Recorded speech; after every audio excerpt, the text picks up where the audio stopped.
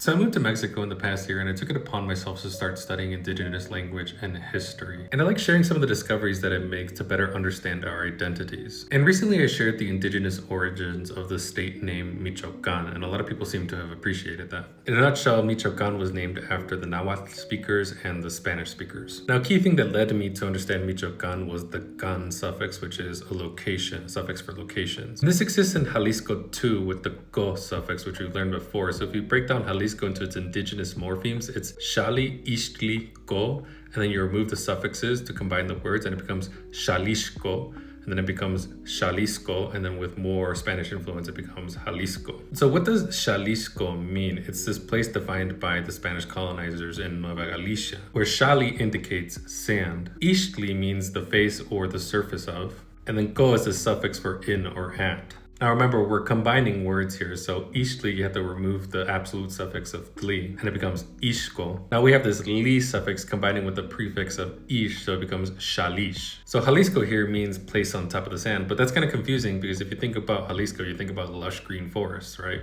So we have to take a look at the consequences of colonization here. In New Spain, we had this Republic of Nueva Galicia, including Jalisco and the state of Nayarit. Now in Nayarit, you have this municipality known as Jalisco, and Jalisco is located right next to the state capital, Tepic. Now, if you examine the geography of Nayarit and its location, it's on the western coast along with Jalisco. And what do you find on the coast? You find sand. Now, an important thing to understand is that people in the Jalisco region didn't name themselves that the same way that the Purépecha didn't name themselves Michoacanes. This is mostly due to the influence of Spanish colonization and the Nahuatl language in the Uto-Aztecan family. But if you see in this region here, there's a lot of diversification of languages. You have the Huichol, for example. And if you look more closely at pre-colonial borders, you have semi-nomadic groups, you have kingdoms, you have influence from the Guachichiles, from the Tecueches. So for example, the Tecueches would refer to their land as the land of rocks instead of the land of sand or a place on top of sand. And the name Jalisco also has a lot of Arabic influence too, due to the 800 plus years of Arabic influence in the Spanish region. You know, some people say that I look Arabic, some people say that I look Spanish, but I'm Mexican, dudes.